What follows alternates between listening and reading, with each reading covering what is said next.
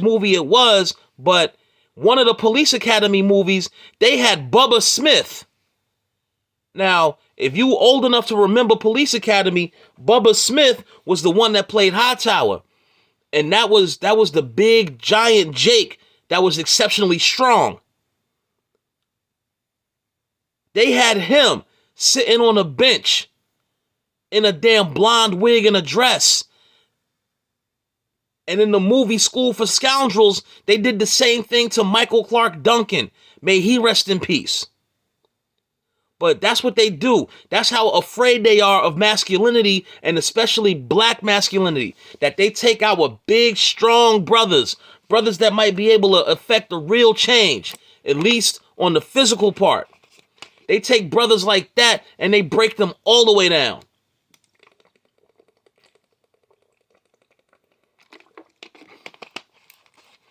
And you take a look at all the great comedians, the comedians that have their names on billboards, and the comedians that have gone on a real high level in Hollywood. All them dudes done wore dresses. Eddie Murphy, Martin Lawrence, Jamie Foxx, even Dave Chappelle on Robin Hood Men in Tights, Flip Wilson with Geraldine. Yeah. Hollywood, if you want to be a black man, well, of course you're a black man. The Lord made you to be a black man. But if you want your star to rise high in Hollywood as a black man, at some point in your movie career, they are going to put a dress on you. Michael Jai White said that that's the reason he's not a bigger star. And Michael Jai White, I mean, aside from the man being fire with the martial arts, Michael Jai White I've seen Michael Jai White in movies that have nothing to do with his martial arts. The Tyler Perry movies, Why Did I Get Married? And again, none of those movies have anything to do with Michael Jai White's martial arts skill. The man can act. But he has said the reason why he's not a bigger star in Hollywood is because he won't put on a dress. Don D.C. Curry, he said that's the reason you haven't seen him in anything other than or after Friday After Next. Don D.C. Curry said, yeah, you ain't seen me in nothing since because I won't put a dress on. But that's what they doing to men in America, and that's what they especially doing to our men. And if you a man, you're not supposed to wear a dress. Deuteronomy 22:5 tells you, the woman shall not wear that which pertaineth to a man. Which means, ladies, y'all need to take off them damn polos and them do-rags and them Timbs and them baggy jeans. The woman shall not wear that which pertaineth unto a man. Neither shall a man put on a woman's garment. For all that do so are an abomination. And you got to ask yourself, would Tyler Perry be as big as he is? Would all the Madea movies be as big as they are if Tyler Perry had gotten an actual woman to play that role rather than him putting on a dress and a wig? Kevin Hart wore a dress too. By the way, all of these big time black comedians in Hollywood, them dudes done all wore the dress at some point in time. But you got Ari Spears on Vlad TV talking about, would you not go see your favorite comedian just because he put on a dress? And in the acting game, that's why one actor that I have a lot of respect for in the game is Clifton Powell. The reason why I respect Clifton Powell a great deal is because he's never done it. Clifton Powell has never been a bundle of sticks in any of his roles, nor has he ever worn a dress. Now, I will admit, Friday After Next, Pinky was a really close call. A dude that really likes the color pink, yeah, there's something not quite right about that. Pinky was a close call, but he hasn't done it. He was wearing a pink shirt with his jerry curl and his three-piece suit. But he wasn't running around in no damn dress. Unlike Ricky Smiley in First Sunday. Yeah. One of the old ladies in the church in First Sunday is Ricky Smiley in drag.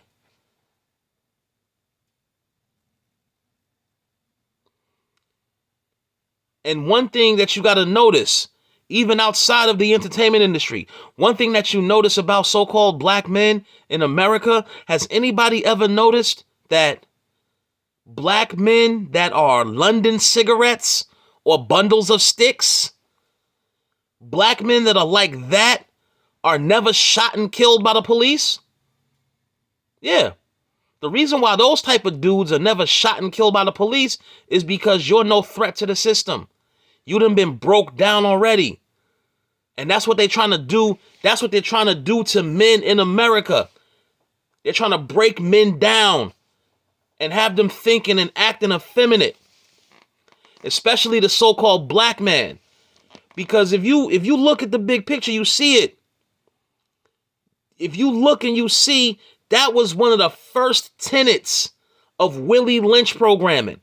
One of the first tenets of Willie Lynch programming was take that black woman and forcibly remove the image of the strong black man, forcibly take that image out of her mind by taking the biggest, strongest, meanest Negro you can find and having him murdered viciously.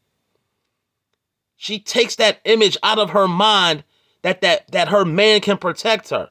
And she responds either one of two ways. She either fends for herself and teaches her daughter to do the same thing, or if she has a son, she teaches him to be physically strong but mentally weak because she's afraid of what happened to that man happening to him. And keeping our men broken down and dusted and disgusted is how these people stay in power. Because a nation of strong, masculine men wouldn't be under subjugation for this long. They don't tell you about men like Malcolm X, Nat Turner, Gabriel Prosser, Huey Newton, Dr. Khalid Muhammad. You don't hear about brothers like that often. Only on February, so-called Black History Month. Because the reason why you don't hear about men like that, Andrew Tate said it perfectly. Masculine men start revolutions. And that's the last thing that the powers that be in America, that's the last thing they want. They don't want to see a masculine man rise up and start a revolution in this country. The FBI still holds to the edict from J. Edgar Hoover of there will not be a black messiah in this country unless we create him. Because even though the FBI came in there and did COINTELPRO on the Black Panther Party, Huey and them were a serious problem. Huey and them were a serious problem for the FBI. That's why they used such aggressive tactics to dismantle the party. And I'll tell you something. Initially, that was the real intention, and that was the real purpose of the Bloods and the Crips. The initial purpose, and a lot of niggas that are gangbanging today don't know this. But especially with Tookie, that's what Tookie and Raymond were really trying to do. May they rest in peace. Tookie Williams and Raymond Washington were trying to continue the legacy of the Black Panther Party. And they had a friend named Buddha that would wear 2 bandanas out of his left back pocket.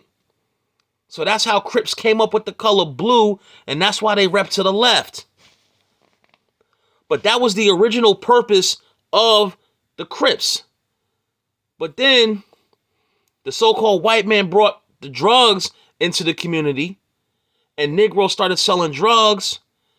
The Crips turned into bullies, and then you got certain dudes that got sick of it. And that's where the Bloods came from. And what the Bloods did was, the Bloods were the first ones to start shooting. And along with shooting, even when they did just throw hands, the Bloods fought like beasts. They fought like demons because they had to compensate for being outnumbered. Like seriously outnumbered. I remember I was watching the video where one dude said, if you got homeboys and then you got Crips coming into your hood talking about this about to be the new set, even if you did have objections to that, what are you going to do if there's 25 or 30 of y'all and 100 of them? Even Monster Cody said, it's not uncommon for some Crip sets to be 1,000 deep.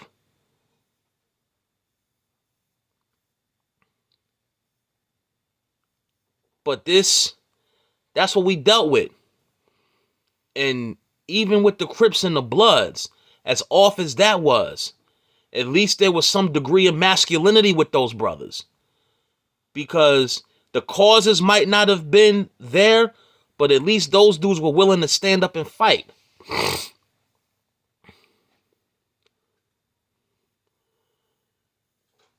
You got these dudes out here now.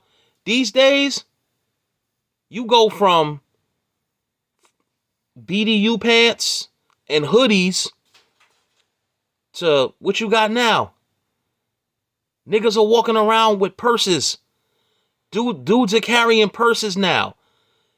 You got men that are wearing purses and tight jeans. You got dudes walking up and down the street wearing dresses like it's normal. Not even drag performers, but just so-called normal dudes, everyday dudes walking up and down the street wearing dresses, and it's normal. And if you say anything to or about it, you the one that gets in trouble.